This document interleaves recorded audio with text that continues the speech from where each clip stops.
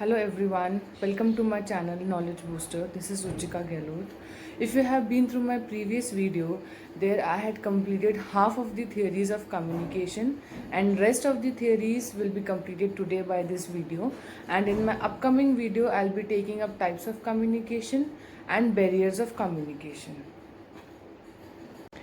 If you have not subscribed my channel, I would request you to please like, share and subscribe so that other students like you can also get notes of this topic and they can also get benefit from the same. If you want all these notes in the form of soft copy, you can just go to my SlideShare account, which is the link of which is being given below in the description box, and you can just click on the link and you will get all these presentations in the form of soft copy. So you can just go there and download from there. So you can have it, keep it for your future use also. Now let's begin with the rest of the theories of communication. So the first theory is socio-psychological theory. Social psychology is the branch of psychology that studies individual in the social context. ये study करता है individual को in its social context. मतलब social context means इसके आसपास के लोगों के साथ, उस person के आसपास के लोगों के साथ, ठीक है, उसका क्या बिहेवियर है, उस पर्सन का क्या नेचर है in front of the social context.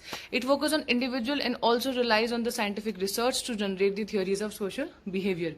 ये इंडिविजुअल पे फोकस करता है एंड साइंटिफिक रिसर्च पे, so that they generate more theories on social behaviour. Social behaviour मतलब कंबाइन लोगों का बिहेवियर, ठीक है, social large group of people का behaviour. Social psychology offers a considerable insight into the individual and the society, ठीक है, society के लोगों का behaviour. Socio cultural theory, Vygotsky is the creator of this theory and he believed that parents, caregivers, peers and culture were responsible for the development of high order function. Basically ये एक child development की बात कर रहा है. ये children का जो बिहेवियर, उसका जो डेवलपमेंट है, ठीक है, टोटली डिपेंड करता है उसके पीयर्स में, केयर गिवर्स में, उसके पेरेंट्स पे. Okay, and he says that every function in the child's cultural development appears twice, first on the social level and later on the individual level. वो उस बच्चे का जो सराउंडिंग्स है वो किन लोगों के साथ घिरा हुआ है, that is the first social level, and then उसका खुद का लेवल, तो first between the people and then inside the child, ठीक है. And important concept in this theory is zone of proximal development, which says that it is the distance between the actual development level as determined by independent problem solving and the level of potential development as determined through problem solving under adult guidance. ये zone of proximal development बोलता है कि जो बच्चे का development है, ठीक है, डिटरमाइन करता है एक तो उसका खुद का प्रॉब्लम सॉल्विंग लेवल का, और एक उसका problem solving level under the influence of any guidance और एनी केयर गिवर्स, ठीक है. Essentially, it includes all the knowledge and skill that a person cannot yet understand or perform on their own, but is capable of learning with guidance. मतलब ये child का बोल रहा है कि ये उस सारे नॉलेज और स्किल को एक्सेप्ट करता है जो बच्चा मतलब समझ नहीं सकता, लेकिन वो ग्रास्प करता है by under the guidance of some person, और ठीक है, या फिर अपने नियर एंड डियर वन से. जोन ऑफ प्रॉक्सिमल डेवलपमेंट, जिसमें learner can do and learner can not do. इससे क्वेश्चन आया है कि जोन ऑफ प्रॉक्सिमल डेवलपमेंट क्या क्या कर सकता है, तो इसमें आता है कि भाई a person can do and a person can not do, तो ये एक ऑप्शन था, तो ये आया हुआ है. क्रिटिकल थ्योरी ये क्या बोलता है? Critical theory is a social theory oriented towards criticizing and changing society as a whole. Criticizing means emphasizing, okay, detail description to, ठीक है, ऑफ दी सोसाइटी, मतलब सोसाइटी को डील करना, उसकी डिटेलिंग को डील करना. तो ये बोलता है इवेल्युएट करना, एनालाइज करना, okay, to analyze a society. Critical theory is always particularly concerned with the problem and limitations. It is always particularly concerned with the problems and limitations, the mistakes, the contradictions, the injustice. इसका मतलब ये कह रहा है and how human being operate within particular kinds of structures in hierarchy of relations with each other, facilitated and regulated by particular kind of people, and how they fit or change themselves or the community to live in this world. Critical theory ये कहता है कि particularly concern करता है, particularly focus करता है humans की problem limitations को and how they adjust and fit themselves, ठीक है, under the hierarchy and under the various rules and regulations of their society, how a person fit itself into the society, ठीक है. Hierarchy means stages of development. जैसे हम बोलें कि grandfather के under, then father, then आप, and then आपके children, तो दिस इज हायरार्की, ठीक है. तो कैसे एक पर्सन अपने आप को फिट करता है हायरार्की ऑफ नीड्स में. डिफ्यूजन एंड इनोवेशन थ्योरी, इससे क्वेश्चन आता है एंड आया है, सबसे इंपॉर्टेंट थ्योरी है and it was developed by E.M. Rogers, okay.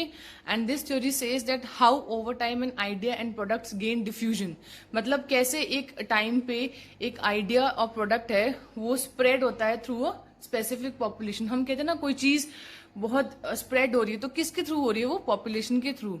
The end result of this is that people adopt a new idea, behaviour और product, ठीक है. अडॉप्शन मीन्स पर्सन ने कोई चीज को अडॉप्ट किया and then it acts in a different way then he used to earlier act, that is called adoption. The key to adoption is that person must perceive the idea और behaviour और product और as a new और innovation. मतलब adoption क्या है कि उस person को वो उस न्यू आइडिया प्रोडक्ट को अडॉप्ट कर ले, ठीक है, उसको वो अपने अंदर संभाले एंड देन वो उसके हिसाब से एक्ट करे, तो that is called key to adoption. Adoption of new idea, behaviour, product does not happen simultaneously, एकदम से नहीं होता है, it's a process, it takes time, ठीक है. एंड कुछ लोग बहुत जल्दी होते हैं अडॉप्ट करने के, कुछ लोग थोड़ा लेट करते हैं adopt. That is diffusion of innovation theory. Types of diffusion and types of innovation theory. तो डिफ्यूजन की जो टाइप्स है वो लेफ्ट हैंड साइड में एंड राइट हैंड साइड में इनोवेशन की थ्योरीज है. इसमें से क्वेश्चन आया है with the sequence, first is innovators, second is early adopters, then third is early majority, then late majority and laggards. Innovators क्या होता है, जो फर्स्ट होता है हर चीज को ट्राई करने के लिए, ठीक है, कोई भी इनोवेशन को ट्राई करने के लिए they are the first, they are ready to take any risk. जो एंटरप्रेन्योर्स होते हैं they have a new idea, they are innovators, ठीक है. अर्ली अडॉप्टर्स है, दे आर लीडर्स, उनको पता है कि हाँ भी चेंज की जरूरत है तो they accept the idea of change, they are leaders, वो एक लीडरशिप रोल को फॉलो करते हैं. अर्ली मेजोरिटी ये है कि they are rarely leaders and but they do adopt new ideas before the average person. मतलब ज्यादा लोगों को कंडक्ट करने से पहले, ये इतने भी जल्दी नहीं करते और इतना लेट भी नहीं कि बहुत लोग कर ले, ठीक है. ये है कि बहुत लोगों के करने से पहले इस आइडिया को ये अडॉप्ट करके एंड देन कर लेते हैं, ठीक है. लेट मेजोरिटी ये कि ये पीपल तब भी एक्ट करते हैं जब वो इनोवेशन हो चुकी होती है, उसको बहुत लोग कर चुके होते हैं, देन ये लोग जागते हैं, लेट मेजोरिटी वाले लोग, एंड देन वो इनोवेशन को अडॉप्ट करते हैं, एक्ट करते हैं. लेगर्स तो ये होते हैं कि they are bound by cultures and उनको हिलाना, उनको खिसकाना बहुत मुश्किल है, उनको कोई चेंज लाने के लिए उनको मोटिवेट करना बहुत मुश्किल है, ठीक है. Sceptical, it is easily convinced, ठीक है. इसका मीनिंग होता है कि जैसे लेगर्ड्स में लिखा है they are very sceptical of change, तो इसका मैं बोलूँ स्केप्टिकल का मीनिंग है they are not easily convinced, okay, बहुत स्टबर्न टाइप, बहुत जिद्दी है. And then 5 types of innovation है, relative advantage, compatibility, complexibility, trialability, observability. Relative advantage है the degree to which an innovation is seen as a better than the idea, ठीक है. Compatibility कितना compatible है या how consistent the innovation is. Complexity कितना complex है या difficult है. ट्रायबिलिटी ट्राई करना. ऑब्जर्वेबिलिटी मतलब ऑब्जर्व करना रिजल्ट को, ठीक है, या ताकि वो रिजल्ट्स दिखाएं, तो extent to which the result is shown. Limitations of this theory that much of the evidence for this theory, including the adopter categories, did not originate in the public health and it was not developed to explicitly apply to adoption of new behaviors or health innovation. ये बोलता है कि ये totally जो कहते हैं ना theory, ये एक adoption of new behaviors पे apply नहीं करती है, ठीक है. and इसने public health के बारे में कुछ भी deal नहीं करा है and it does not foster a particular approach, participatory approach to adoption of a public health program. मतलब public dealing इसने generally नहीं, public हेल्थ के को लेके इसने कुछ भी अप्रोच नहीं किया है, पार्टिसिपेटरी अप्रोच भी नहीं किया है, and it works better with adoption of behaviour rather than cessation और प्रिवेंशन ऑफ बिहेवियर। अडॉप्शन को ये ज़्यादा मोटिवेट करता है as compare to cessation, and it does not take into account in individual resources और social support और new behaviour.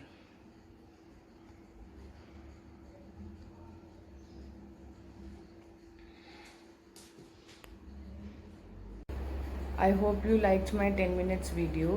If you have any query regarding the content, regarding the topics, or any of the topic which I had covered in my previous videos, feel free to ask. You can write your comments. You can ask your queries by writing in the comment box, or you can just mail me out with the email ID hello.ruchikakb@gmail.com, and also give your suggestions, and do follow my videos as they help in your exams, and do give your suggestions and ask your queries. Thank you.